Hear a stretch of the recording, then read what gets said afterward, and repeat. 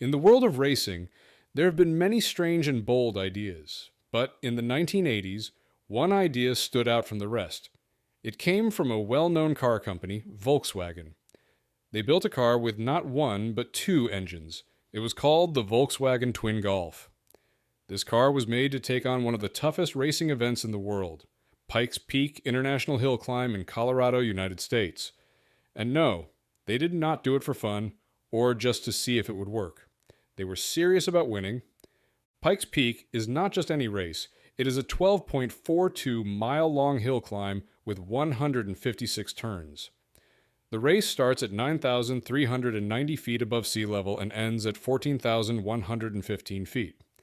At that height, even people have trouble breathing, let alone engines. The air gets thinner and cars lose power. That is why Volkswagen thought something extra was needed. So they came up with a wild idea. What if they put two engines in one car? In 1985, Volkswagen introduced the first Twin-Golf. It looked like a regular Golf at first, but it was hiding a secret. Under the hood in the front, there was a 1.8-liter 16-valve engine, and in the back, another 1.8-liter 16-valve engine. Together, the two engines made around 390 horsepower. The front engine drove the front wheels, and the rear engine powered the back wheels. It was like two cars glued into one. German rally driver Jochi Kleint was chosen to race it. He did well, finishing third, but the naturally aspirated engines had a hard time at high altitude. They lost a lot of power as the car climbed higher. Volkswagen knew they needed something more powerful. In 1986, they came back with a new version. This time, they used two smaller 1.3-liter engines from the Volkswagen Polo. But there was a twist. Each engine had its own turbocharger made by Kunle, Kopp, and Kausch, or KKK for short. These turbochargers helped make up for the thin air. The new Twin-Golf now had a total of around 500 horsepower. It sounded like a smart plan, and it probably looked like one too, at least until the electronics started acting up. The car faced problems during the race and only managed a fourth-place finish. Still, Volkswagen was not ready to give up. In 1987, they came back again, and this time they meant business. They did not just upgrade the engine, they built an entirely new car. The body was made from fiberglass, and the chassis was a custom-built space frame. That helped bring down the weight to about 2,250 pounds. Again, they used two engines, but this time, each was a 1.8-liter 16-valve turbocharged unit. Each engine made around 326 horsepower, giving the car a total of 652 horsepower. The setup was complicated. Each engine had its own 5-speed transmission made by Hewland. Kleint had just one gear lever to control both. The idea was clever, but it needed perfect coordination. This version of the Twin-Golf was very fast. It could go from 0 to 60 miles per hour in just over 3 seconds. That might sound like normal supercar speed now, but back in the 1980s, it was impressive. During the 1987 Pikes Peak race, Jochi Kleint was leading based on split times. He was just 3 corners from the finish line. Then, disaster struck. A suspension part failed, and the car had to retire. All that power, all that effort, and still no win. Even though Volkswagen never won Pikes Peak with the Twin-Golf, the project showed how far they were willing to go to solve a problem. Instead of just making one better engine, they thought, why not use two? It might sound like something a bored mechanic would try in his garage after too much coffee, but Volkswagen actually built it and raced it. Over the years, the Twin-Golf has become one of those cars that people talk about with curiosity. It was strange, complicated, and ahead of its time in many ways. It was not a production car, and it was never meant to be. But it proved that even big car companies can take wild chances when they really want to win. The story of the Volkswagen Twin-Golf is not just about engines and horsepower, it is about creative thinking, problem solving, and a bit of humor too. After all, it takes a certain kind of mindset to look at a mountain and think, let's beat it with 2 engines instead of 1.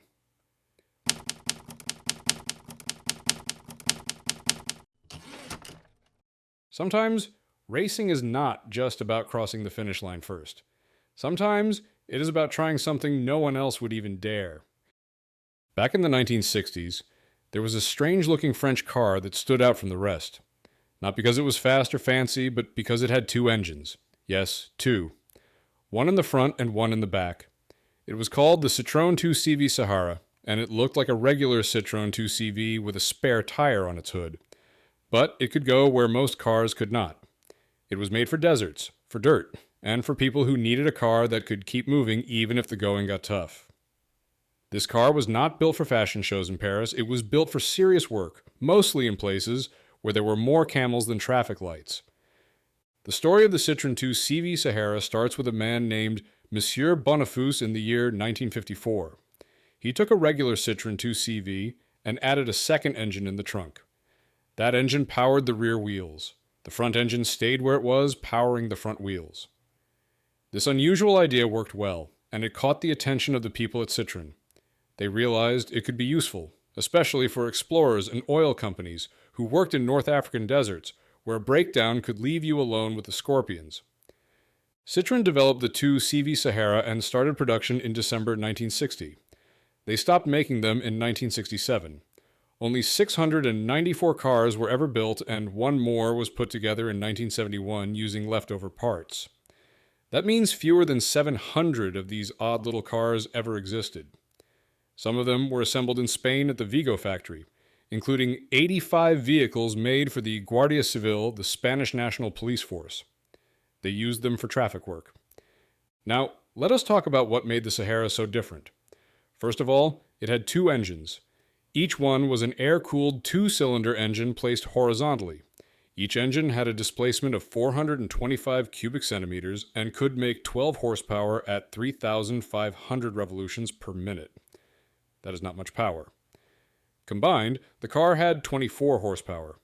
But what it lacked in speed, it made up for in clever engineering. Each engine also made 23 Newton meters of torque at 1,800 revolutions per minute. Together, that was 46 Newton meters. One engine powered the front wheels, and the other powered the rear wheels. The driver could use either engine by itself or use both at the same time for true four-wheel drive. That meant the car could keep going even if one engine failed.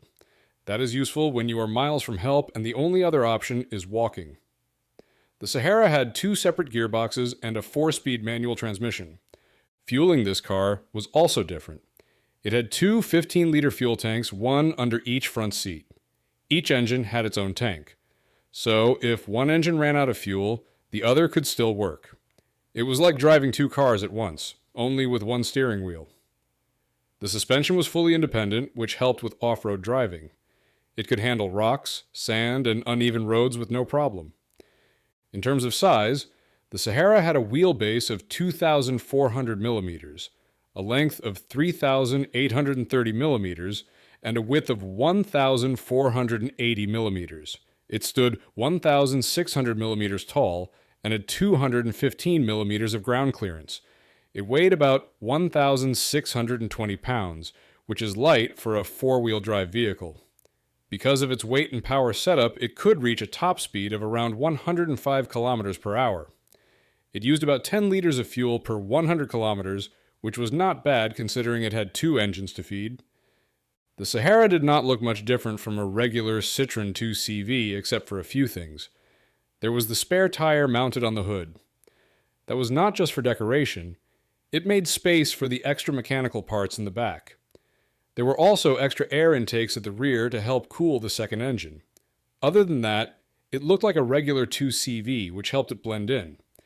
You would not expect a tough off-road car to look like something a farmer would use to carry eggs, but that was part of its charm. This car was not built for cities. It was built for rough places, deserts, hills, rocky paths. The French military used it. So did scientists, explorers, and oil workers. It was not fast, but it was dependable. And in the middle of nowhere, that is what matters. Today, the Citroen 2 CV Sahara is rare. Only around 100 are still known to exist. They are collector's items now, but back then, they were just tools, clever, unusual tools. It is not often you see a car with two ignition keys, two gear levers, and two engines, but the Sahara had all of that. If you ever get to drive one, remember, you are driving a piece of automotive history that was never trying to be cool. It just happened to be weird enough that now people cannot stop talking about it.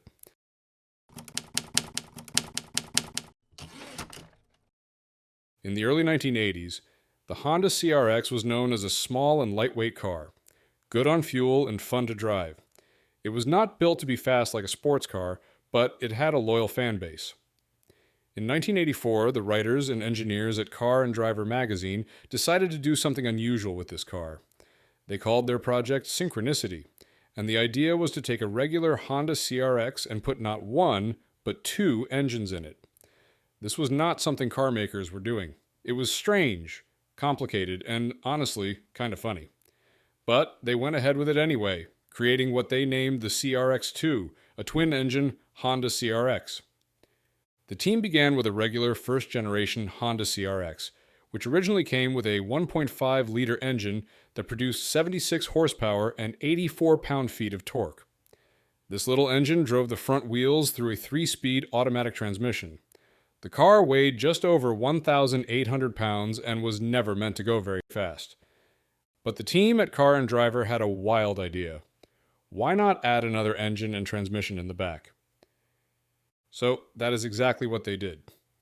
They installed a second 1.5-liter engine in the rear cargo area, connected to another 3-speed automatic transmission. This meant the car now had two engines, two transmissions, and both front and rear wheels could drive the car, all at the same time. When both engines ran together, the CRX-2 had 152 horsepower and 168 pound-feet of torque. That might not sound like much today, but in the 1980s it was a lot for a small car like this. However, all that extra hardware added weight. Even with double the power, the car took about 8 seconds to go from 0 to 100 kilometers per hour. The quarter-mile time was 16.0 seconds. Not exactly race car numbers, but the idea was more about creativity than speed. The team later realized they could improve the project. In the second phase, they removed the small 1.5-liter engines and replaced them with two larger 1.8-liter engines from the Honda Accord. Each of these engines made 101 horsepower and 108 pound-feet of torque. With both of them working together, the total output was now 202 horsepower and 216 pound-feet of torque. The transmissions were also upgraded to 4-speed automatics. With this setup, the CRX-2 became quicker. It could go from 0 to 100 kilometers per hour in 6.2 seconds, and it finished the quarter mile in 14.5 seconds. To keep the engines from overheating, they added a bigger radiator.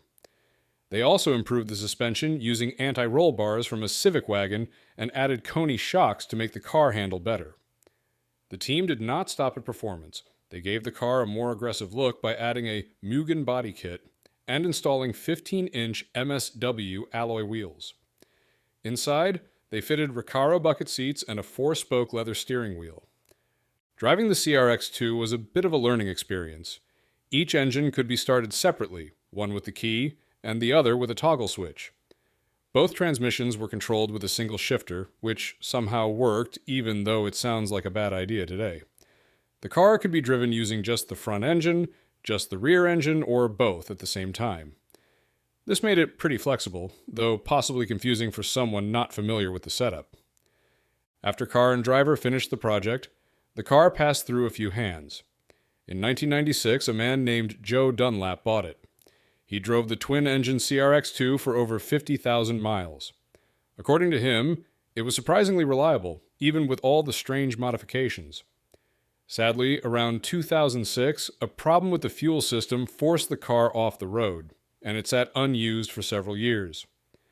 Then, in 2023, a man named Randy Carlson found the CRX-2 and brought it back to life. Carlson is known for collecting rare and odd cars. He repaired the fuel system, cleaned it up, and gave the car some well-deserved attention. Thanks to him, the CRX-2 returned to the spotlight and even appeared on the YouTube channel Jay Leno's Garage, where it was shown running and driving again. This twin-engine Honda CRX project was never meant for mass production. It was more like a science experiment on wheels. The idea of putting two engines in one small car was unusual and probably a little silly, but it showed what could be done with creativity, tools, and a bit of free time. The CRX-2 is not just a modified car. It is a rolling reminder that car culture can be weird, fun, and unpredictable. even if it means spending a few hours trying to remember which engine you just started.